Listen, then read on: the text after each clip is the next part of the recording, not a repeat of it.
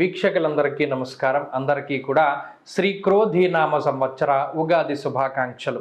ఈ క్రోధీనామ సంవత్సరంలో మిథున రాశి వారికి ఏ విధమైనటువంటి ఫలితాలు కలగబోతూ ఉన్నాయి, గోచార రీత్యా ఈ సంవత్సరం ఏ విధమైనటువంటి శుభాశుభ ఫలితాలు ఉంటాయి అనేటువంటి విషయాన్ని నేను రాసినటువంటి భవిష్యదర్శిని అనేటువంటి పుస్తకం ఆధారంగా మనం ఈ వీడియో ద్వారా కూడా క్లుప్తంగా తెలుసుకునేటువంటి ప్రయత్నం చేద్దాం. మిథున రాశి వారికి ఈ సంవత్సరంలో ఆదాయం 5, వ్యయం 5, రాజ్యపూజ్యం 3, అవమానం 6. అలాగే ఈ సంవత్సరంలో ఈ రాశి వారికి మే నెల 1వ తారీఖు వరకు గురుడు 11వ ఇంట లోహమూర్తి, తదుపరి అనగా మే నెల 2వ తారీఖు లగాయతూ 12వ స్థానమందు తామ్రమూర్తిగా ఆయన సంచారం చేయబోతూ ఉన్నారు. అలాగే శనేశ్వరుడు ఈ సంవత్సరం మొత్తము కూడా 9వ ఇంట రజతమూర్తిగా సంచారం చేస్తారు. రాహుకేతువులు ఈ సంవత్సరం మొత్తం 10, 4వ ఇంట సువర్ణమూర్తులుగా సంచారం చేయబోతూ ఉన్నారు.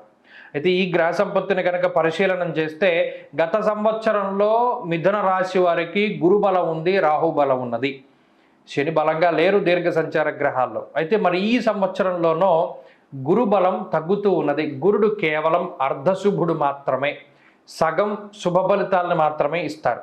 శుభములో వ్యయశ్చేవ. అలాగే రాహు దశమ కేంద్రంలో ఆయన బలయుక్తుడై శుభ ఫలితాలను ఇవ్వడానికి అవకాశం ఉంటుంది. శనేశ్వరుడు మాత్రం మిశ్రమ ఫలదాతగా ఆయన ఫలితాన్ని ఇవ్వబోతూ ఉన్నారు. గురుని యొక్క వ్యయస్థాన స్థిత ఫలితం మనం పరిశీలన చేస్తే ఇందాక చెప్పుకున్నట్టు శుభములో వ్యయశ్చైవ ప్రాణ విక్రయ దూషణం అన్నారు. అయితే ఈ గురుడు 12వ స్థానమందు స్థితిని పొంది ఉండడం వల్ల మిథున రాశి వారు ఏ విషయాల పట్ల జాగ్రత్తగా ఉండాలి. ఒకటి, పడుకునేటువంటి సమయంలో మార్పు వచ్చేస్తుంది. ఎప్పుడూ పడుకుంటే ఉదాహరణకి 9 గంటలకు పడుకుంటున్నారు అనుకోండి, ఈ సంవత్సరంలో వారు 9 గంటలకు పడుకోలేరు, 11 అయిపోతుంది. నిద్రా సౌఖ్యం చాలా తక్కువగా ఉంటుంది. నిద్ర లేకపోవడం వల్ల వచ్చేటువంటి అనారోగ్య సమస్యలు ఏవైతే ఉన్నాయో వాటి బారిన పడుతూ ఉంటారు. ప్రత్యేకించి గురుడు అలాగే శనేశ్వరుడు ఈ గ్రహ సంపత్తి వల్ల ఒబేసిటీ రావడానికి అవకాశం ఉంటుంది. వేళకి తిండి, వేళకి నిద్ర లేకపోవడం వల్ల వచ్చేటువంటి ఊబకాయము అనేటువంటి సమస్య వల్ల మిథున రాశి వారు బాధపడడానికి అవకాశం ఉంటుంది. శరీరమందు వృద్ధాప్య ఛాయలు కనబడుతూ ఉంటాయి. వెంట్రుకలు తెల్లబడుతూ ఉండడం, ముడతలు రావడం, బరువు పెరుగుతూ ఉండడం, లావైపోతూ ఉండడం, అలాగే ముఖంలో ఆ వర్చస్సు కళ అనేటువంటిది తగ్గిపోతూ ఉండడం లాంటి అంశాలని మిథున రాశి వారు ఈ సంవత్సరంలో ప్రధానంగా గురుబలం లేకపోవడం వల్ల చూస్తారు. అంతేకాక అదృష్టం తగ్గుతూ ఉంటుంది. దైవబలం కానీ అదృష్టాన్ని కానీ నమ్ముకొని ఇంతకాలం ముందుకు వెళ్ళినటువంటి వారు ఎవరైతే ఉంటారో వారు ఆ రెండింటినీ కూడా కొంత మానివేయాలి. ఆ రెండింటినీ పక్కన పెట్టి కష్టాన్ని నమ్ముకోవాలి. ఇప్పటి నుండే కూడాను ఆ కష్టసాధ్యమైనటువంటి పనులని ముందుకు తీసుకెళ్తూ ఉండాలి. దానివల్ల కొంత అదృష్టం వస్తుంది. అలాగే ఈ సంవత్సరంలో ప్రత్యేకించి మిథున రాశి వారికి ఉద్యోగాల్లో పనిచేస్తూ ఉండేటువంటి వారికి స్థాన చలనానికి అవకాశం ఉంటుంది. అనగా పనిచేస్తూ ఉన్న ప్రాంతం మార్పు, కంపెనీ మార్పు, లేదా స్థల మార్పు, గృహ మార్పు, ఏదైనా సరే కొంత మార్పు చెందించి వేరే ప్రాంతంలో నివాసం ఉండడానికి అవకాశం ఉంటుంది. అయితే శుభ కార్యక్రమాల కోసం చాలా ఎక్కువగా ధనాన్ని ఖర్చు పెడతారు. శుభ కార్యక్రమాలకి కానీ, సాంఘిక కార్యక్రమాలకి కానీ, లేదా తీర్థయాత్రలకి కానీ, దైవ దర్శనాలకి కానీ, లేదా మరి ఏ ఇతరత్ర సుగంధ ద్రవ్యాలు, లేపనాలు, ఇలా దేవుడికి సంబంధించినటువంటి కార్యక్రమాలు వేటికైనా సరే ఎక్కువగా ధనాన్ని ఖర్చు పెట్టేటువంటి పరిస్థితులకి అవకాశం ఉంటుంది. అలాగే ఉద్యోగ పరిస్థితులు చాలా సానుకూలంగా ఉన్నాయి. ఉద్యోగంలో అయితే ఇబ్బందికరమైన పరిస్థితులు ఏమీ ఉండవు. ఈ సంవత్సరంలో ఉద్యోగంలో సానుకూలమైన వాతావరణం ఉంటుంది. కానీ వ్యాపార పరంగా మాత్రం కొంత కష్టపడతారు.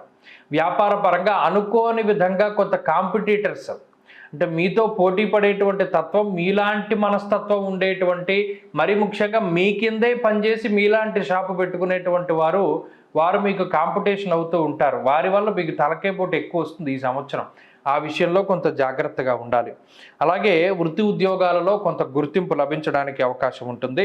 అలాగే బంగారము, గృహము, స్థలము, పొలము ఇటువంటి వాటిని ఈఎంఐలు అంటే సులభ వాయిదాల పద్ధతిలో లేదా అప్పు చేసి కొనుగోలు చేస్తారు. అది కూడా ఈ సంవత్సరానికి అవకాశం ఉన్నది. అలాగే దశమ కేంద్రంలో రాహు మనస్సౌఖ్యం సదానందం అభీష్ట సుఖభోజనం అన్నారు శాస్త్రమందు.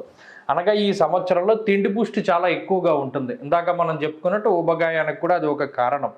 అలాగే మనసుకి నచ్చినటువంటి ప్రాంతాలను సందర్శనం చేయడం, తీర్థయాత్రలు, విహారయాత్రలు, జల విహారాలు, లేకపోతే ఇంకోటి ఎక్కువగా మీరు వెళుతూ ఉంటారు.